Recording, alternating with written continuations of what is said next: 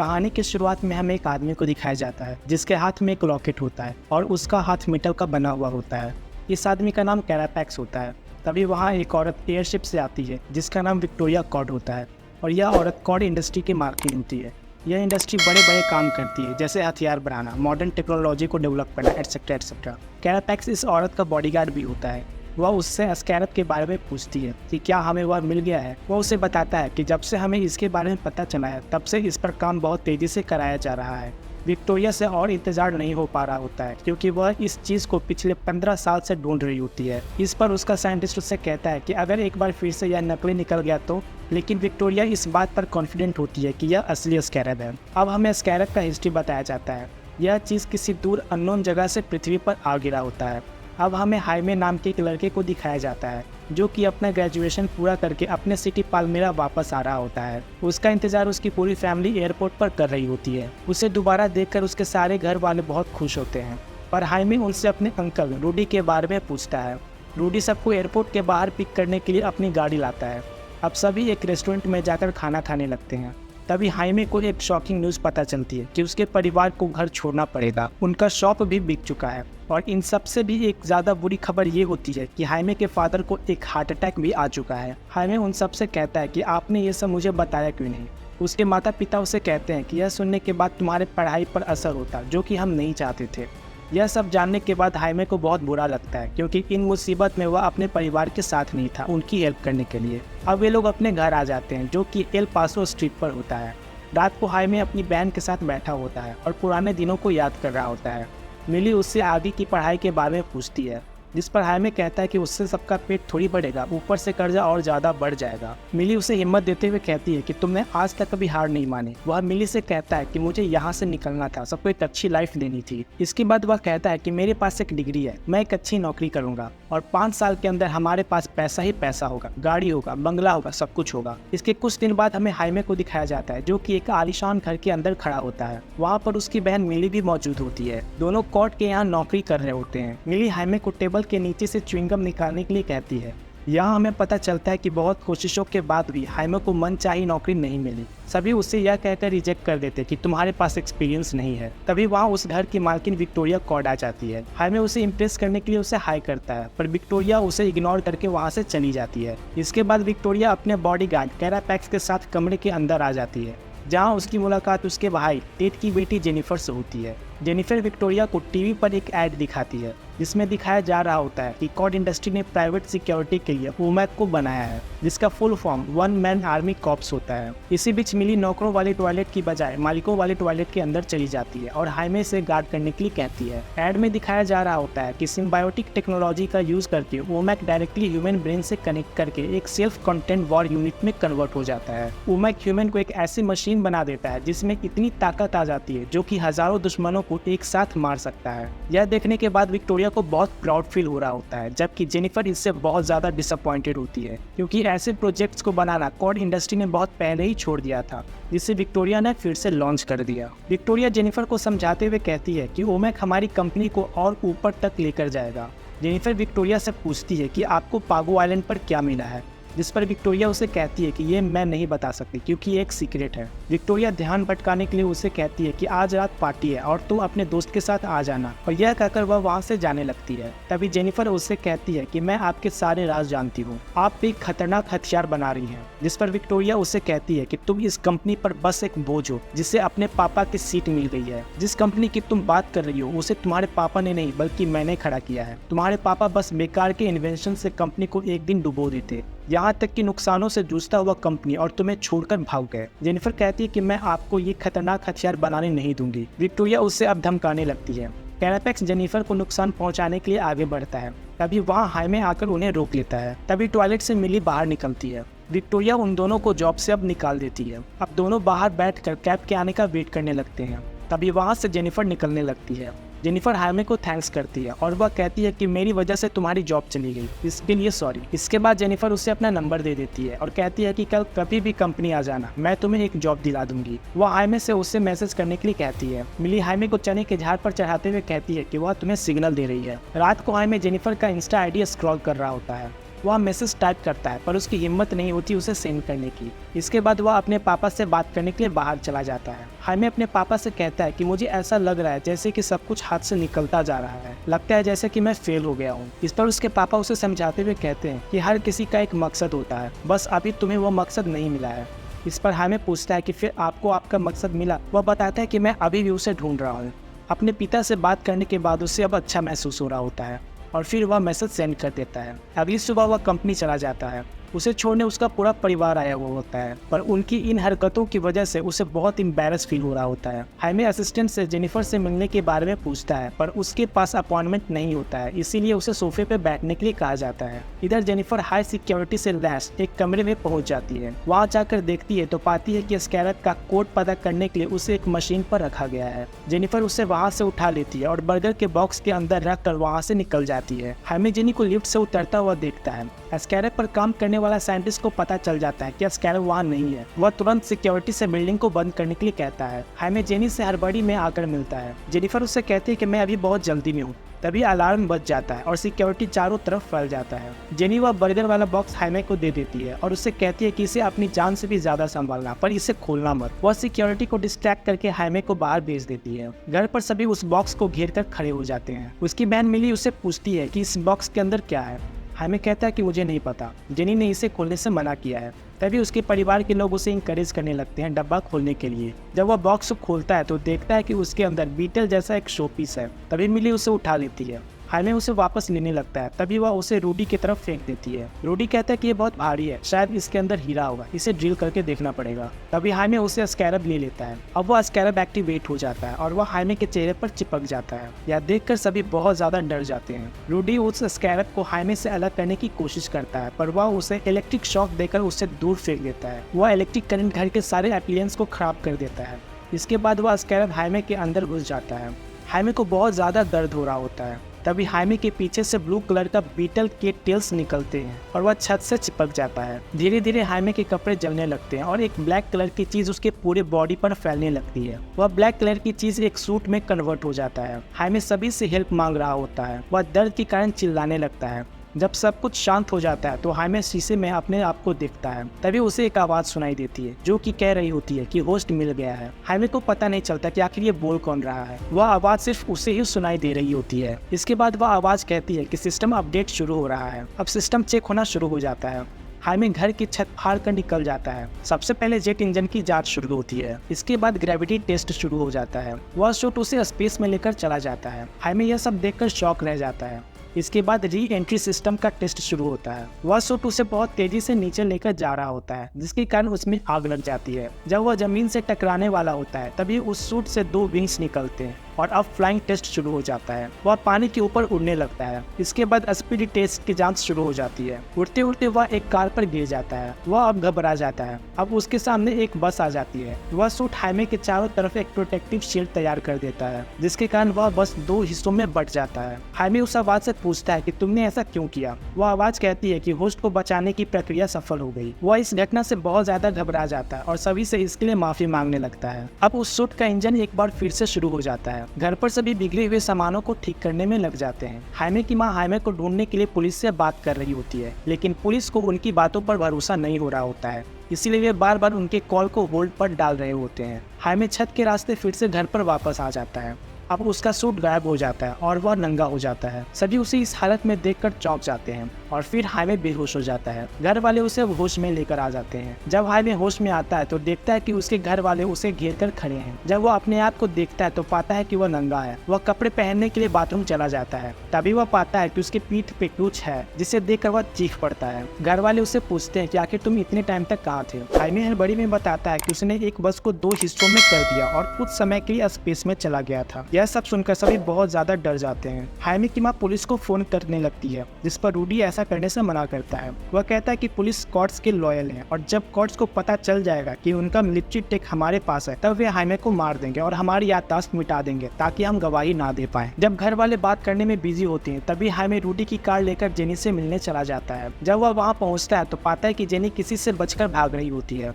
वह उसे आवाज लगाता है। जेनी तुरंत कार के अंदर आकर बैठ जाती है और हाइमे से तुरंत यहाँ से निकलने के लिए कहती है। तभी हाइमे की गाड़ी पर कुछ लोग गोलियां चलाना स्टार्ट कर देते हैं। वे दोनों वहाँ से भागने में कामयाब हो जाते हैं। वे दोनों अब घर आ जाते हैं। रूडी अपनी कार की ये हालत देखकर बहुत ज्यादा गुस्सा हो जाता है। जेनी हाइमे से बॉक्स के बारे में पूछती है। तभी हाइमे अपनी टी शर्ट ऊपर करके अपनी पीठ दिखाता है। हाइमे जेनी से पूछता है कि ये क्या चीज है। जेनी बताती है कि इसे स्कैरब कहते हैं। जब मेरे पापा छोटे थे तब ये उन्हें दिया गया था। यह एक तबाही मचाने वाला वेपन जैसा चीज है। वह यह भी बताती है कि यह ऐसे ही एक्टिवेट नहीं होता, बल्कि उससे ये होगा जिससे यह खुद चूज करता है। जेनी को लगता है कि स्कैरब ने हाइमे को चूज किया है। हाइमे जेनी से पूछता है कि फिर हम इसकी चॉइस को चेंज कैसे कर सकते हैं। जेनी कहती है कि मुझे नहीं पता, पर अभी हमें यहाँ से निकलना होगा, नहीं तो विक्टोरिया इसे पाने के लिए हम सबको मार देगी। वह कहती है कि एक जगह है जहाँ हमें इसका आंसर मिल सकता है, पर मुश्किल की बात यह है कि उस जगह की चाबी कोर्ट बिल्डिंग के अंदर है और हाई सिक्योरिटी अलर्ट पर है। वहाँ पहुँचना लगभग इम्पॉसिबल है। रूडी कहता है कि मेरे पास उन सिक्योरिटी मशीन्स को चकमा देने के लिए एक सिस्टम है। कोर्ट्स के यहाँ एक बहुत बड़ी पार्टी चल रही होती है। आर्मी के जनरल विक्टोरिया से ओमैक के बारे में पूछते हैं, जिस पर विक्टोरिया कहती है कि काम लगभग पूरा हो गया है।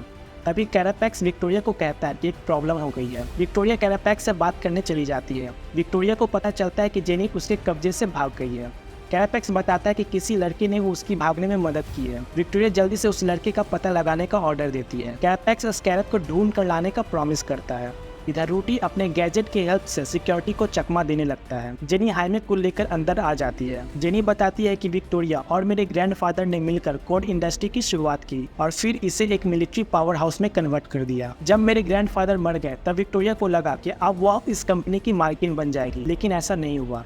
मेरे ग्रैंडफादर ने कंपनी को मेरे पापा को सौंप कर चले गए। इस बात से पता चलता है कि उसके ग्रैंडफादर लड़कियों को कम आंकते थे। वह यह भी बताती है कि उसके पिता कंपनी को एक नए डायरेक्शन में लेकर जाना चाहते थे, जिसके कारण विक्टोरिया उनके पापा की लेगेसी को इरेज करने में लग गई। सिक्योरिटी वाले कैरापैक्स को बता देते हैं कि किसी ने हमारे सिक्योरिटी को हैक कर लिया है। जेनी को की मिल जाता है। वह की एक घड़ी होती है। वे दोनों उस घड़ी को लेकर वहाँ से जाने लगते हैं। तभी उनके सामने कैरापैक्स आ जाता है और वह उनसे कहता है कि वह स्कैरब मुझे दे दो। कैरापैक्स फुल स्पीड में उन दोनों की तरफ बढ़ता है और वह उनको मारने के लिए हाथ उठाता है। तभी अचानक से हाइमे का हाथ उसके हाथ को रोक लेता है। यह देखकर हाइमे शॉक हो जाता है। हाइमे अब बिल्कुल से बदल जाता है और बीटल के फॉर्म में आ जाता है और वह कैरापैक्स को दूर फेंक देता है। कैरापैक्स भी लड़ने के लिए ओमैक में कन्वर्ट हो जाता है। हाइमे जेनी को रूडी के पास जाने के लिए कहता है। अब हाइमे और कैरापैक्स में फाइट होने लगती है। कैरापैक्स हाइमे को मारने लगता है। ऑटोमेटेड वॉइस हाइमे से लड़ने के लिए परमिशन मांगती है। हाइमे परमिशन ग्रांट कर देता है। अब वह सूट कैरापैक्स से अपने आप लड़ने लगती है। उस सूट से 2 ब्लेड्स निकलते हैं और वह ऑटोमेटेड वॉइस कहती है कि दुश्मन को खत्म कर दो। हाइमे उसे ऐसा करने से रोकता है। आखिरी समय में वह ऑटोमेटेड वॉइस उसकी बात मान लेती है। अब वहाँ पर जेनी और रूडी आ जाते हैं।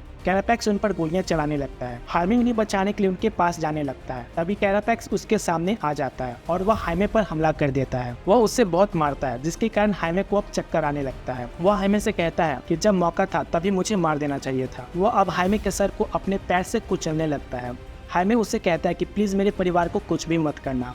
कैरापैक्स कहता है कि तुम्हारे परिवार के लिए प्यार ही तुम्हारी सबसे बड़ी कमजोरी है। तभी रूडी हाई स्पीड में गाड़ी चलाकर कैरापैक्स को ठोक देता है और हाइमे को बचा लेता है। एक बार फिर हाइमे नंगा हो जाता है। रूडी उससे कार में अपने रखे हुए कपड़े पहनने के लिए कहता है। तभी हमें पता चलता है कि उस स्कैरब के अंदर जो कॉन्शियसनेस है उसका नाम खाजिदा है। जेनी उससे पूछती है कि तुम्हें कैसे पता कि उसका नाम खाजिदा है। हाइमे कहता है कि मरते वक्त मुझे ऐसा लगा जैसे कि वह मेरे दिमाग के अंदर ही है। जेनी कहती है कि अब तुम दोनों एक होते जा रहे हो। जेनी अब उन लोगों को लेकर एक खास जगह पर पहुंच जाती है। हाइमे उससे पूछता है कि क्या वे हमें यहाँ नहीं ढूंढ पाएंगे। जेनी कहती है कि यह जगह 8 साल से बंद है। वह घड़ी की हेल्प से अंडरग्राउंड का सीक्रेट डोर खोलती है। अब वे सब नीचे चले जाते हैं। नीचे पूरा एक लैब बना हुआ होता है। तभी हमें पता चलता है कि टेड कोड यानी कि जेनी के पिता एक ब्लू बीटल थे। हाइमे पूछता है कि ब्लू बीटल क्या है। रूडी बताता है कि वह पाल्मेरा का सुपर हीरो था। वहाँ पर ढेर सारे सुपर हीरो के सूट्स होते हैं। जेनी बताती है कि मेरे पापा ने कोशिश की लेकिन उनसे स्कैरब अनलॉक नहीं हो पाया, इसलिए उन्होंने ब्लू बीटल बनकर लड़ने के लिए टेक बना लिया। रूडी कंप्यूटर ऑन कर देता है। तभी वह हाइमे से कहता है कि तुम्हारे कपड़े से बदबू आ रही है। जेनी कहती है कि तुम मेरे साथ आओ, मेरे पापा के कुछ कपड़े अभी भी ऊपर हैं। हाइमे बाथरूम में जाकर फ्रेश होने लगता है। तभी वह देखता है कि उसका घाव अपने आप हील हो रहा है। यह देखकर वह बहुत खुश हो जाता है। वह अब जेनी के पापा के कपड़े पहनकर बाथरूम से बाहर आ जाता है। इसके बाद वह जेनी से कहता है कि तुम्हें इस आलीशान घर में रहकर बहुत अच्छा महसूस होता होगा ना। जिस पर जेनी कहती है कि मुझे यहाँ अकेला फील होता है। वह एक पेंटिंग को दिखाते हुए कहती है कि ये मेरी माँ की लास्ट पेंटिंग है। जब मैं 6 साल की थी तब वह गुजर गई। वह बताती है कि उसकी माँ ने ही उसके पापा की जिंदगी बदली। उनके गुजर जाने के बाद इसके पापा बहुत अकेले रहने लगे। वह स्कैरब के पीछे पागल हो गए और एक दिन सब कुछ छोड़कर चले गए। वह हाइमे से कहती है कि तुम बहुत लकी हो। इस घर में बस महंगी महंगी चीज़ें हैं, पर तुम्हारे घर में ढेर सारा प्यार है। तुम्हारे पास एक फैमिली है। यह बातें करते हुए जेनी इमोशनल हो जाती है और दोनों किस करने लगते हैं। तभी वहाँ पर रूडी आ जाता है, जिसके कारण वे दोनों रुक जाते हैं। रूडी उन्हें बताता है कि उसे कुछ मिला है। वे दोनों उसके साथ आ जाते हैं। रूडी बताता है कि टेड के साथ एक प्रोफेसर था जिसका नाम डैन गैरेट था। स्कैरब ने हाइमे को चुनने से पहले इसे ही चुना था, जिसके बाद टेड ने उस पर कुछ टेस्ट किए यह पता लगाने के लिए कि स्कैरब इंसान की बॉडी पर क्या असर करता है, जिसके कारण उसे पता चलता है कि जब स्कैरब इंसान के अंदर घुसता है तब वह उसके ब्रेन से कनेक्ट होने लगता है। हमें पूछता है कि इसे किसने बनाया, शायद वो हमारी हेल्प कर सके। जेनी बताते हैं कि ये एक एलियन है। इसके बाद वह पूछता है कि फिर टेड के प्रोफेसर ने उसे अपने अंदर से कैसे निकाला। रूडी बताता है कि इसे निकालने का सिर्फ एक ही तरीका है और वो है तुम्हारी मौत। वह तुम्हारे पूरे सेल से जुड़ चुका है और तुम उसे निकालने की कोशिश करोगे तब वह उसे खतरा समझेगा और हर हार में होस्ट को बचाएगा। यह सब जानने के बाद हाइमे बहुत टेंशन में आ जाता है। वह अपने आप को रिलैक्स करने के लिए छत पर चला जाता है। वहाँ पर रूडी आ जाता है और वह हाइमे को कंसोल करने लगता है। वह बताता है कि तुम्हारे पिता ने मुझे यहाँ सोनोरा से लाया था जब मैं 10 साल का था और तुम्हारे पिता 19 साल के थे। लोग सोचते हैं कि बॉर्डर क्रॉस करना हार्ड है, पर उससे भी ज़्यादा हार्ड है उसके बाद 20 साल तक खून पसीना बहाकर जीना। वह हाइमे से कहता है कि तुम्हारे पापा दिन के 16 घंटे काम किया करते थे। उन्होंने सारे तरह के काम किए ताकि वो पूरी फैमिली को एक साथ यहाँ लाकर रख सकें। रूडी कहता है कि तुम्हें जो मिला है तुम उस पर गर्व करो और उसके मतलब को समझो। यह सब बात करने के बाद अब हाइमे को अच्छा लग रहा होता है। तभी वहाँ पर जेनी आ जाती है। वह बताती है कि ऊपर से जो एयरशिप जा रहा है वो विक्टोरिया का है। हाइमे को लगता है कि वह उसके घर जा रही है। हाइमे के घर वाले बिना कोई टेंशन के अपने रोजमर्रा की जिंदगी जी रहे होते हैं। तभी उनके घर की चीजें हिलने लगती है। मिलाग्रो देखती है तो पाती है कि बाहर सोल्जर्स हैं। अब उनके घर की लाइट्स बंद कर दी जाती है। वे लोग अनाउंस करते हैं कि हाइमे तुम अपने आप को सरेंडर कर दो। इधर हाइमे सोचता है कि वह उड़कर अपने फैमिली के पास जाएगा, जिसके लिए वह बहुत एक्साइटेड होता है, पर वह सुपर पावर उससे एक्टिवेट नहीं होता। वह बहुत कोशिश करता है पर उससे ये हो नहीं पा रहा होता है। तभी उसे लगता है कि यह स्कैब उसे मरने नहीं देगा, इसीलिए वह छत से छलांग लगा देता है, जिसके बाद वह ब्लू बीटल में कन्वर्ट हो जाता है। विक्टोरिया पूरे परिवार को अरेस्ट करने का ऑर्डर देती है। शोर सुनकर उनके पड़ोसी भी बाहर आ जाते हैं। वे लोग उनके घर के सारे सामान को तोड़ने लगते हैं। इसी बीच उस घर में आग लगना स्टार्ट हो जाता है। हाइमे के पूरे परिवार को बाहर लाया जाता है। उनसे हाइमे के बारे में पूछा जाता है, लेकिन वे लोग डिसाइड करते हैं कि वे लोग हाइमे के बारे में कुछ भी नहीं बताएंगे। तभी वहाँ पर हाइमे अपने परिवार को बचाने के लिए आ जाता है। विक्टोरिया अपने आदमियों को हाइमे को शूट करने का ऑर्डर देती है, लेकिन इससे हाइमे को कुछ भी नुकसान नहीं पहुँचता। इसीलिए विक्टोरिया हाइमे की फैमिली को टारगेट करने के लिए कहती है। जब उसके फैमिली पर गोलियां चलने लगती है तभी हाइमे उनके आगे एक शील्ड बनाकर उन्हें बचा लेता है। वह काजिदा से एक वेपन डिमांड करता है, जिस पर काजिदा उसे एक अनोखा वेपन दे देती है, जिसकी हेल्प से हाइमे सभी से लड़ने लगता है। हाइमे अपने परिवार वालों को वहां से भागने के लिए कहता है। वह एक ही करके सबको मारने लगता है। इसी बीच मिलाग्रो नीचे गिर जाती है। उसे बचाने के लिए उसके पापा आते हैं, पर वे भी उनके द्वारा पकड़े जाते हैं। हाइमे सभी को अपने टेक से लॉक करने लगता है। विक्टोरिया कैरापैक्स को क्लॉक को रेडी करने के लिए कहती है। हाइमे मिली और अपने पापा को बचा लेता है और उन्हें यहाँ से जाने के लिए कहता है। तभी हाइमे के पापा को हार्ट अटैक आ जाता है। हाइमे लड़ाई छोड़कर उनके पास आने लगता है। इसी का फायदा उठाकर विक्टोरिया हाइमे को इलेक्ट्रिक क्लॉ से जकड़ लेती है, जिसके कारण हाइमे अब कुछ भी नहीं कर पा रहा होता है। हाइमे का घर पूरी तरह जलने लगता है, जिसे देखकर मिली को बहुत ज्यादा दुख होता है। कैरापैक्स हाइमे को लेकर वहां से चला जाता है। अब वहां जेनी और रूडी आ जाते हैं और वहां की हालत देखकर उन्हें दुख होता है। जेनी तुरंत एम्बुलेंस को फोन करती है। डॉक्टर्स हाइमे के पिता को डेड घोषित कर देते हैं। उनका घर भी पूरी तरह जल चुका होता है और सभी निराश और परेशान होकर खड़े होते हैं। तभी हाइमे की दादी सभी को हिम्मत देते हुए कहती है कि हमें हाइमे को बचाना होगा। इस बात से सभी एग्री करते हैं। मिलाग्रो कहती है कि हमें तो यह भी नहीं पता कि वे लोग उसे लेकर कहाँ गए हैं, तो हम उसे बचाएंगे कैसे। जेनी कहती है कि मुझे पता है कि विक्टोरिया उसे कहाँ लेकर जा सकती है। जेनी सभी को लेकर एक बग शिप के अंदर आ जाती है, लेकिन इसका इंजन स्टार्ट नहीं हो रहा होता है। इसलिए रूडी लात मारकर इंजन स्टार्ट कर देता है और अब वे लोग उड़ान भरने लगते हैं। इधर विक्टोरिया हाइमे को उल्टा मशीन से लटकाए हुए होती है। हाइमे की दादी नैना कहती है कि हमें हाइमे को बचाने के लिए हथियार की जरूरत होगी। जेनी उन्हें अपने पापा टेड के बनाए हुए कुछ गैजेट्स दिखाती है। जेनी कहती है कि आपको जो भी पसंद हो वो ले लीजिए। मिली और उसकी दादी अपनी अपनी पसंद की चीजें ले लेते हैं। जेनी सबको बताती है कि वे लोग हाइमे को पागो आइलैंड पर लेकर गए हैं। वह यह भी बताती है कि पागो एक कैरेबियन आइलैंड है जो कि क्यूबा के तट के पास है। वे लोग डिसाइड करते हैं कि वे लोग वहाँ टनल से पहुंचेंगे। नैना कहती है कि मैं और मिली की माँ उनका ध्यान भटकाएंगे। तब तक जेनी और मिली सीधा बेसमेंट में चले जाएंगे। जेनी कहती है कि वहाँ जनरेटर्स लगे होंगे, मैं उन्हें उड़ा दूंगी जिससे पावर कट हो जाएगा। हाइमे को होश आता है तो वह अपने आप को बंधा हुआ पाता है। वह वहाँ पर मौजूद साइंटिस्ट से पूछता है कि तुम कौन। वह साइंटिस्ट उसकी आवाज़ सुनकर डर जाता है। उसका नाम सैंचेज होता है। हाइमे उसे हेल्प मांगता है, पर सैंचेज उसे सॉरी कहता है कि मैं ऐसा नहीं कर सकता। विक्टोरिया हाइमे से कहती है कि स्कैरब ने भले ही तुम्हें चुना है, पर इस पर हक मेरा है। सिंस तुमने इसे एक्टिवेट कर दिया है तो हमारे लिए इसका कोड ओमेक में ट्रांसफर करना इजी हो गया है। इस पर सैंचेज कहता है कि अगर हमने ऐसा किया तो ये मर जाएगा, पर इस बात की विक्टोरिया को ज़रा भी परवाह नहीं होती है। अब जेनी और सारे लोग आइलैंड तक पहुंच जाते हैं, लेकिन ब्रेक ना लगने के कारण उनका बग शिप बिल्डिंग से टकरा जाता है। विक्टोरिया के आदमी बग शिप पर गोलियां चलाने लगते हैं। रूडी उस बग शिप को दीवार पर क्रॉल कराने लगता है और फिर वह सारे लोगों को मारने लगता है। इसके बाद वह मशीन से एक तरह का गैस रिलीज करता है। अब जेनी और मिलैग्रो बेसमेंट में चले जाते हैं।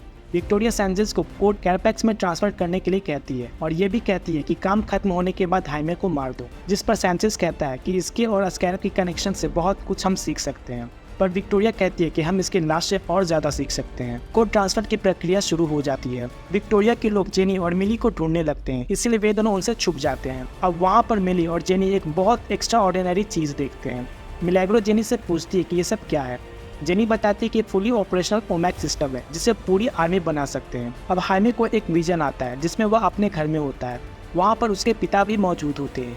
जेनी मिलैग्रो के साथ मिलकर जनरेटर्स के चारों तरफ एक्सप्लोसिव्स लगा देती है। एल्बर्टो हाइमे को समझाते हुए कहते हैं कि अभी तुम्हारा वक्त नहीं आया है, तुम्हें अभी वापस जाना होगा। वह कहते हैं कि स्कैरब ने किसी वजह से ही तुम्हें चुना है, तुम इसे खुले दिल से अपना लो, यही तुम्हारी जिंदगी का मकसद है। एल्बर्टो उसे मोटिवेट करके वहाँ से चले जाते हैं। सैंचेज विक्टोरिया को बताता है कि हाइमे की ब्रेन वेव स्कैरब की फ्रीक्वेंसी से मिल रहा है। हाइमे दौड़कर ब्लू बीटल के सूट की तरफ छलांग लगा देता है। इधर पूरा कोड कैरापैक्स के अंदर ट्रांसफर हो जाता है। हाइमे और स्कैरब अब एक हो जाते हैं। इधर जेनी जनरेटर्स को एक्सप्लोसिव से उड़ा देती है। हाइमे भी अपने आप को विक्टोरिया के कब्जे से आज़ाद करा लेता है। हाइमे वहाँ से भागने लगता है। विक्टोरिया सैंचेज को उसे रोकने के लिए कहती है, लेकिन इस बार सैंचेज उसकी बात नहीं मानता और हाइमे को बाहर निकलने में हेल्प करता है। वह कहता है कि अपनी फैमिली को लेकर यहाँ से चले जाओ, जिस पर हाइमे उससे पूछता है कि मेरी फैमिली यहाँ पर कैसे हो सकती है। कैरापैक्स में अब पूरी तरह कोड एक्सेप्ट हो जाता है। वह अब विक्टोरिया के कहने पर सैंचेज को मार डालता है। हाइमे काजिदा से सूट को एक्टिवेट करने के लिए कहता है, लेकिन काजिदा ब्लू बीटल को रीस्टार्ट करने लग जाती है। कैरापैक्स पूरी ताकत के साथ कमरे के दरवाजे को तोड़ने लगता है, इसीलिए हाइमे वहाँ से भागने लगता है। कैरापैक्स दरवाजा तोड़कर बाहर आ जाता है। जब जेनी और मिली भाग रहे होते हैं तो उनके बीच छत टूटकर गिर जाता है और वे दोनों अलग हो जाते हैं। अमेकाजी से रीस्टार्ट जल्दी होने के लिए कहता है। अब उसके पीछे विक्टोरिया के आदमी आने लगते हैं। हाइमे उनसे बचने के लिए भागने लगता है। लास्ट में वह गिर जाता है और जैसे विक्टोरिया के आदमी उस पर शूट करने वाले होते हैं तभी वहाँ पर हाइमे की दादी आकर हाइमे को बचा लेती है। हाइमे अपनी दादी को ऐसे अवतार में देखकर चौंक जाता है। जब वे दोनों वहाँ से जाने लगते हैं तभी वहाँ पर और भी गार्ड्स आ जाते हैं। नैना सबको शूट करके मार देती है। जेनी अभी भी जिंदा होती है और जब उसकी आँख खुलती है तो पाती है कि उसके सामने से विक्टोरिया और कैरापैक्स आ रहे हैं। वे जेनी को पकड़ के अपने साथ लेकर चले जाते हैं। हाइमे अपने परिवार को देखकर बहुत खुश होता है, लेकिन फिर उसे पता चलता है कि जेनी और मिलैग्रो अभी भी अंदर ही हैं, इसलिए वह उनके पास जाने लगता है। लेकिन उससे पहले हाइमे की माँ उसे मोटिवेट करती है। इधर मिलैग्रो दौड़ती हुए गार्ड से टकरा जाती है। जब वो उसे पकड़ने लगते हैं तभी वह जेनी के पापा का बनाया हुआ गैजेट यूज करके अपने आप को बचा लेती है। अब वहाँ पर हाइमे भी आ जाता है। स्कैरब अब पूरी तरह रीएक्टिवेट हो जाता है। वह सारे लोगों को मारने लगता है। रूडी भी उनकी हेल्प करने के लिए अंदर आ जाता है। हाइमे सबको हरा देता है। वह मिलैग्रो से जेनी के बारे में पूछता है, जिस पर वह बताती है कि हम दोनों अलग हो गए थे। हाइमे कहता है कि फिर हमें उसे जल्दी से ढूंढना होगा, इससे पहले कि विक्टोरिया उसे ढूंढ ले। तभी वहाँ पर कैरापैक्स आ जाता है और वह हाइमे पर अटैक कर देता है, जिसके कारण हाइमे बाहर फेंका जाता है। काजी उसे बताती है कि ओमेक आ रहा है। हाइमे काजीदा से तरह तरह के वेपन मांगता है ओमेक को हराने के लिए, पर उसका कोई भी फायदा नहीं होता। रूडी मिली को बग में जाने का बोलकर वह हाइमे के पास जाने लगता है। अब हाइमे और ओमेक में एक्सटेंसिव फाइट होने लगती है। ओमेक ब्लू बीटल के पंख को नुकसान पहुंचा देता है। काजिदा हाइमे से कहती है कि तुम जो भी सोचोगे मैं उसे तुम्हारे लिए बना दूंगी। हाइमे एक तलवार से ओमेक पे वार करता है। ओमेक उसके पेट पे वार करता है। काजी हाइमे को इन्फॉर्म करती है कि हीलिंग सिस्टम फेल हो रहा है। वह हाइमे को बहुत नुकसान पहुंचाता है। काजिदा हाइमे से कहती है कि मैं अब तुम्हें नहीं बचा सकती। ओमेक तलवार से हाइमे को मारने जा रहा होता है। वह हाइमे से कहता है कि तुम्हारे परिवार के लिए प्यार तुम्हारी सबसे बड़ी कमजोरी है। तभी रूडी ओमेक की तरफ पत्थर फेंकता है, जिसके कारण ओमेक डिस्ट्रैक्ट हो जाता है। वह रूडी की तरफ हमला करता है। इस घटना के बाद हाइमे को बहुत गुस्सा आता है और एक बार फिर से ब्लू बीटल एक्टिवेट हो जाता है, जिसके जरिए वह ओमेक पर हमला कर देता है। विक्टोरिया जेनिफर को अपने साथ लेकर जा रही होती है। जेनिफर अपने पापा का बनाया हुआ एक गम चबाने लगती है और फिर वह विक्टोरिया को डिस्ट्रैक्ट करने लगती है अपनी बातों से। विक्टोरिया जेनी को एक इलेक्ट्रॉनिक गैजेट दिखाते हुए बताती है कि कैरापैक्स तो बस एक प्रोटोटाइप है, असली चीज़ तो ये कोड है जिसके जरिए मैं हज़ारों कैरापैक्स बना सकती हूँ। वह जेनी को मारने के लिए गन उठाती है। तभी जेनी गम को फेंक देती है, जो कि बबल में कन्वर्ट होने लगता है। और इसका फायदा उठाकर वह एयरशिप को क्रैश करा देती है। हाइमे कैरापैक्स को बहुत मारने लगता है। काजिदा उसे बताती है कि दुश्मन हार गया है, अब उसे छोड़ दो, लेकिन हाइमे का गुस्सा 7वें आसमान पर होता है। हाइमे जब कैरापैक्स को मारने जा रहा होता है तभी उसे काजिदा रोक लेती है और कहती है कि ट्रांसफर के दौरान मैंने इसकी मेमोरी अनलॉक कर दी थी, जिसे वह हाइमे को दिखाने लगती है। वह आर्मी का एक सोल्जर हुआ करता था जो कि जंग में बहुत जख्मी हो गया था, जिसे विक्टोरिया ने अपने मतलब के लिए उस पर कई सारे एक्सपेरिमेंट्स करके उसे ऐसा बना दिया। बचपन में एक युद्ध हमले में उसकी माँ मर गई थी। उसके पास बस उसका और उसकी माँ की तस्वीर वाला लॉकेट बच गया होता है। यह सब देखने के बाद हाइमे पीछे हट जाता है। फिर हमें दिखाया जाता है कि रूडी बच गया है। हाइमे कैरापैक्स को आज़ाद कर देता है और उसे कहता है कि तुम गलत हो, मेरे परिवार के लिए प्यार है वो मेरी ताकत है। कैरापैक्स को भी अपनी मेमोरी वापस मिल गई होती है तो उसे भी यह रियलाइज हो जाता है। विक्टोरिया जेनी से वह कोड मांगती है, जिस पर जेनी वह कोड नीचे गिराकर उसे तोड़ देती है। विक्टोरिया कैरापैक्स को ऑर्डर देती है हाइमे और जेनी को मारने का। कैरापैक्स हाइमे को कहता है कि अपने परिवार को लेकर यहाँ से चले जाओ। इसके बाद वह विक्टोरिया से कहता है कि मेरी याददाश्त वापस आ गई है। हाइमे काजिदा से पूछता है कि ये क्या करने वाला है। काजिदा उसे बताती है कि वह सूट के एनर्जी रिएक्टर को ब्लास्ट करने वाला है। कैरापैक्स को अपनी माँ का विजन आता है और वह विक्टोरिया को अपने साथ लेकर बिल्डिंग की तरफ चला जाता है और एनर्जी रिएक्टर को ब्लास्ट कर देता है। आखिरी टाइम पे हाइमे बग शिप में पहुंचने में कामयाब हो जाता है और सबको एक साथ देखकर वह बहुत खुश हो जाता है। सभी एक दूसरे से गले मिल रहे होते हैं। तभी दादी जेनी को भी अपने सर्कल में आने के लिए कहती है। सुबह न्यूज में दिखाया जाता है कि जेनी इंटरव्यू दे रही होती है, जिसमें वह कहती है कि उसे विक्टोरिया की मौत का अफसोस है। वह ऐलान करती है कि अब कोड इंडस्ट्रीज हथियार नहीं बनाएगी। हाइमे का घर पूरी तरह जल चुका होता है। उन्हें समझ नहीं आ रहा होता है कि शुरुआत कहाँ से करें। तभी वहाँ उनके पड़ोसी आ जाते हैं उनकी हेल्प के लिए। अब जेनी वहाँ आ जाती है और उनसे कहती है कि अब इस बस्ती पर कॉर्ड्स का नहीं बल्कि यहाँ बसने वाले लोगों का अधिकार है। वह यह भी कहती है कि कॉर्ड इंडस्ट्री आपको आपका पूरा घर बना कर देगी। वह रूडी को एक नया कार भी गिफ्ट करती है। अब वह वहाँ से जाने लगती है। तभी हाइमे उसे कहता है कि मैं तुम्हें तुम्हारे बाइक तक छोड़ देता हूँ। हाइमे उसे पूछता है कि फिर हम कब मिलेंगे। जेनी कहती है कि बहुत जल्द। हाइमे उसे पूछता है कि अभी तुम कहाँ जा रही हो। वह बताती है कि डैड के घर। वह जेनी से पूछता है कि क्या मैं तुम्हें लिफ्ट दे सकता हूँ। इसके बाद वे दोनों एक दूसरे को किस करने लगते हैं। हाइमे ब्लू बीटल में कन्वर्ट हो जाता है। उसके फैमिली उन्हें साथ देकर बहुत खुश होते हैं। हाइमे जेनी को साथ लेकर उड़ जाता है। लास्ट में हमें जेनी के पिता टेड का लैब दिखाया जाता है, जिसमें कंप्यूटर पर एक वॉइस मैसेज आता है कि जिसने भी यह कंप्यूटर ऑन किया है वो मेरी बेटी को ये मैसेज दे दे कि उसका पिता टेड कोड अभी जिंदा है। और यह मूवी यहीं पर खत्म हो जाती है। अगर आपको इस मूवी का एक्सप्लेनेशन पसंद आया हो तो प्लीज़ इस वीडियो को लाइक करें और शेयर करें, और कोई सजेशन देना हो तो कमेंट करें। ऐसे ही मूवीज़ का एक्सप्लेनेशन देखने के लिए चैनल को सब्सक्राइब करें। तब तक के लिए टाटा, बाय बाय, जय हिंद, जय भारत।